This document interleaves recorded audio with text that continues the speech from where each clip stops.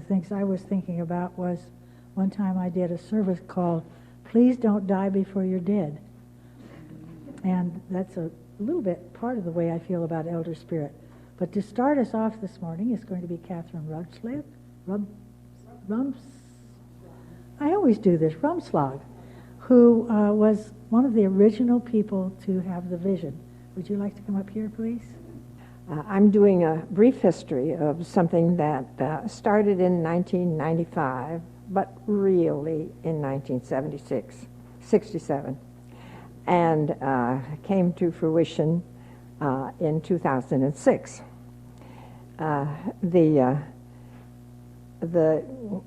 To go back to 1967, that was the time when a group of women who were all members of a religious community, Glen Mary Sisters, decided to step out of that organization and form a new organization. And there were 44 of these women. And that new organization was Federation of Communities in Service. And so this was a kind of a support system more than a hierarchical organization. And we had meetings a couple times a year, and we had a corporation, a nonprofit corporation, which could fund projects at times. And to skip over now to the year 95. Some of the folks in this organization said to each other, and actually the first one to say this was Dean Peterson, do we want to do something together for retirement?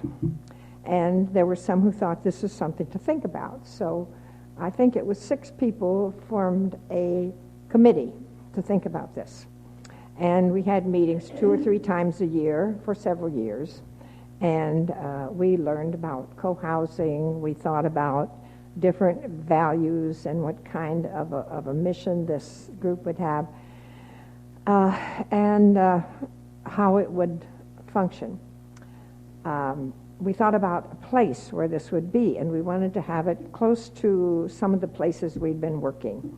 We chose Abingdon as a place, and in 1998, Dean Peterson moved to Abingdon and found a place, and we went. And this is, well, she'll tell you what happened after that. So this history goes back to a group of people who had common bonds from being in a community together, and continued relationships through the Federation of Communities in Service, which the acronym is FOCUS, which some of you are familiar with. And then we went through many stages of development, which you'll hear about from other folks. Thank you. And I have with me some brochures which have a sketch of the history and the different operations. So I'll put those out, and you're welcome to have them. Thank you. Thank you, Catherine. I think Dean is going to talk to us about construction, how in the world it ever got built.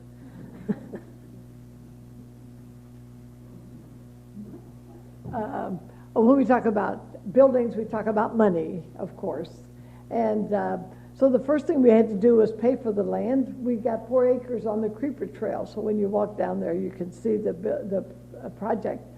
And the way we did that, we asked Focus members to each invest $1,000. I wrote to 50 people and got $52,000 invested from the Focus people. That's how we paid for the land. And then to build the buildings, I've been an administrator of nonprofit organizations throughout my professional life, and so I knew how to raise money, public monies, and foundation monies, and to get donations. And we got $1.6 million to build low-income housing as one half of the buildings on Elder Spirit, and then we sold 13 houses at market rate. And then we still came up a little short to finish up the common house, and the people who purchased houses and the people who rented houses in the community itself, the people who purchased added $10,000 to the price of their house. And so that's the way we raised out of 13 houses, that's $130,000.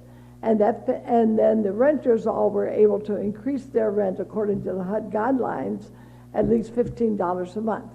And so everybody contributed toward getting this place finished up, and we got our CO our certificate of occupancy on the common house just last week. And so the construction is finally finished is really my message about construction. It lasts forever. Thank you. Charlie, would you share? Charlie will share some of his experience of being in Elder Spirit. Correct, Charlie?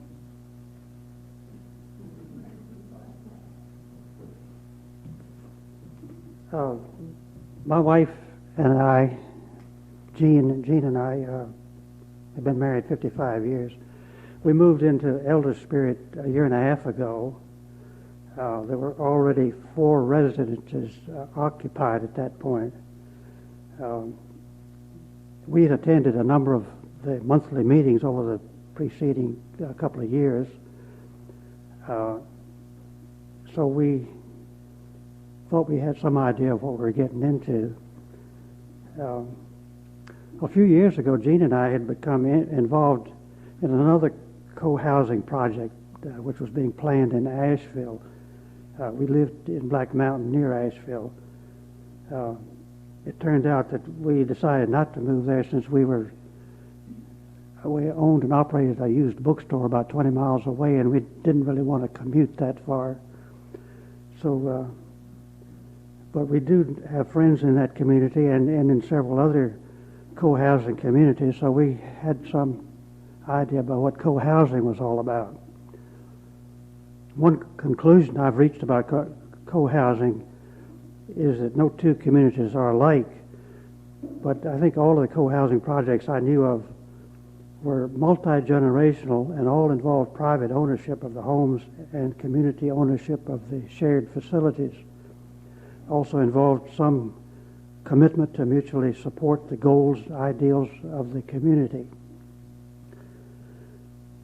The Elder Spirit is restricted to people over 55, but a truly unique aspect of Elder Spirit is that it combines the owner-occupied homes and the subsidized rental units. This means more diversity than many communities in America today, which is something that I and others appreciate.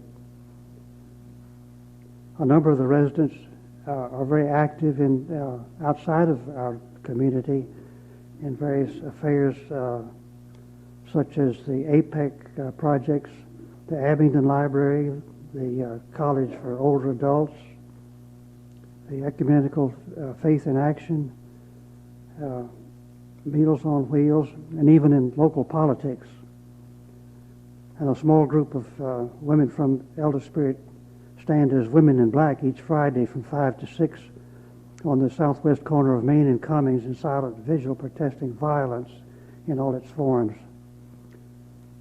Somebody pointed out recently that at 78 I was the oldest man in the community, not the oldest person, but the oldest man, and therefore I could call myself the patriarch. Of course, it was obvious that that wouldn't count for much in a matriarchal society. But by my count, there are 10 men and 24 women in residence at the moment, plus 4 more women who live in adjacent property, and one other couple who've moved to Abington, expecting to become residents either of this community or of Elder Spirit 2, which is in the planning stages. My preconception of what life would be like here has been affirmed in most respects. The overall idea that we would be mutually supportive and not just neighbors, but more like an extended family is coming to be realized. I feel that with all of the individual differences that we bring, that most of us think of ourselves as aiming for this ideal. There are more committees in Elder Spirit than there are in a typical UU church. I'm on the landscape committee, the finance committee, the library committee, and I'm also in charge of the community compost pile. My wife is co-chair of the environmental committee, the library committee, art room committee, and I might have left out one or two, I'm not sure. But this involvement is typical. Most of the residents who are able are similarly involved in activities necessary to make the community work. I always thought that the group activities such as common meals and other social gatherings would bring us closer together in our relationship. And I think this is happening in spite of the fact that our common house has only very recently become available. The common house is a place where we can have common meals and committee meetings, to play games and have other social activities.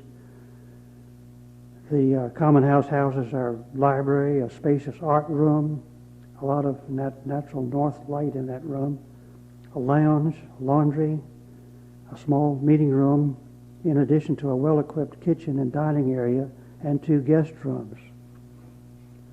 We also have a brand new building, our Spirit House, now available. It's already in use by a yoga group and a Sunday morning meeting after the manner of the Quakers. It is open to all residents as a space for private meditation, prayer, or other spiritual activities.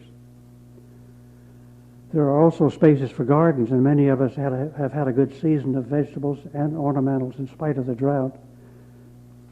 We each bring a unique set of talents to the community and serve in ways that we can. There are days when I ask myself if I'm in the right place at this time in my life, and so far the answer has been yes.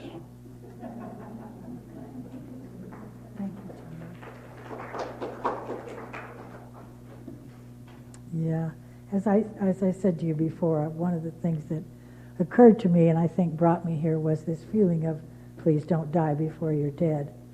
The dream that brought most of us was just an elegant dream of living together in community with diversity, with a spiritual focus for our life.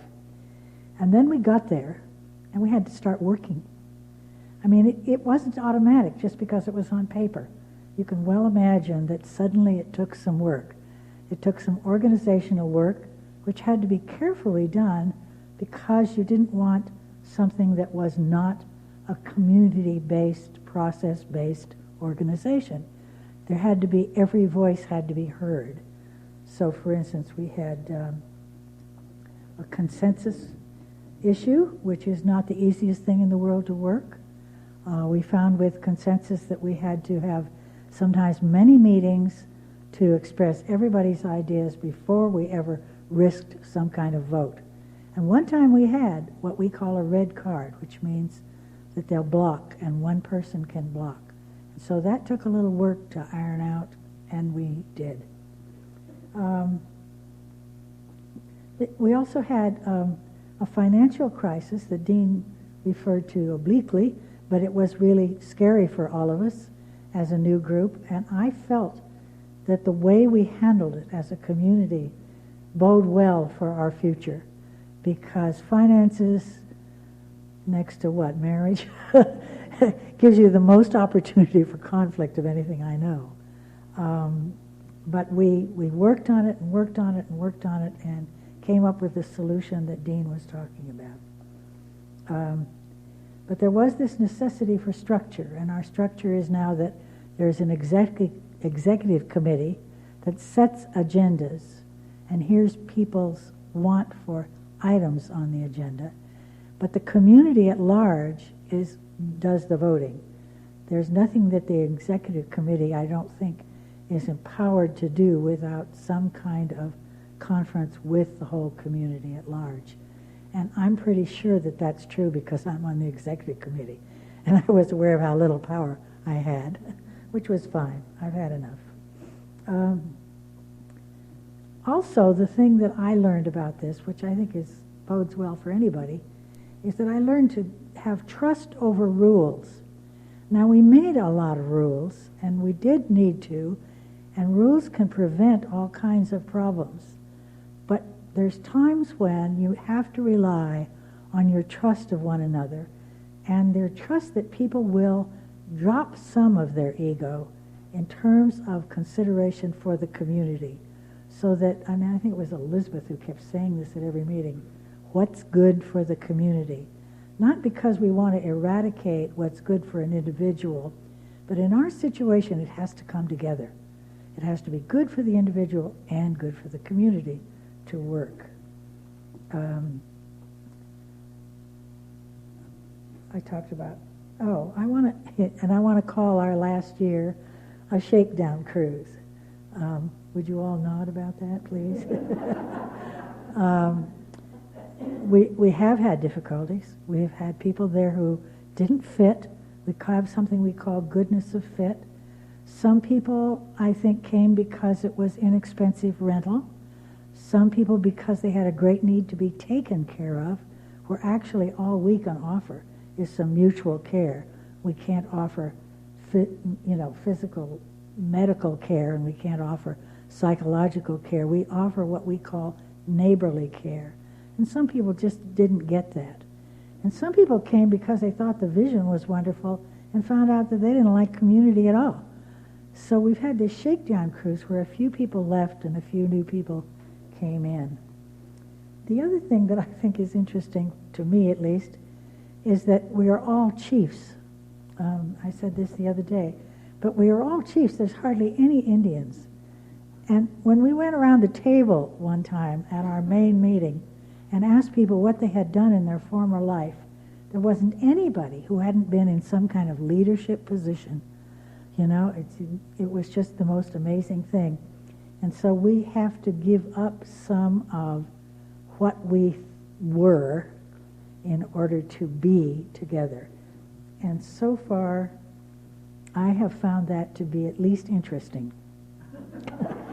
I had 30 years in the ministry and 17 in early education, and I really always thought that I kind of knew what was. And now I found out I don't always know what is, and I have to be open to real possibilities of being wrong over and over. And then it stretches. And I'm not the only one that's had this experience. It really stretches you to live in this kind of community.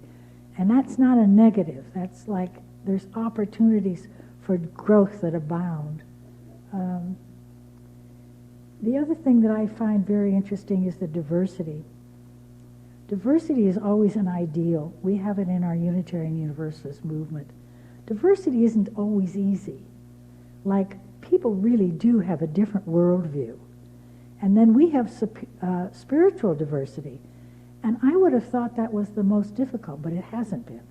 The spiritual diversity, people are really respectful of each other's spiritual paths. And that has been a real joy to me to find out. I think we have more differences in worldview than we have in the sense of what's sacred.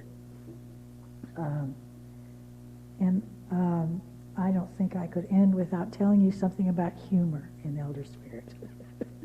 Because it's what keeps us, the oil that keeps us going, I think. We get in a car and somebody remembers where we go, somebody else remembers how we get there, and somebody else remembers why. And then sometimes it's like some person's deaf, but the other person can hear. And some people, it's kind of like they can see and like I can't. And so we try to team up so one person can see. But I can't tell you what a joy it is to be someplace where we experience this as fun and funny. I mean, we just don't take ourselves seriously in that sense. And so it's probably the most graceful and fun-filled way to get old that I know of.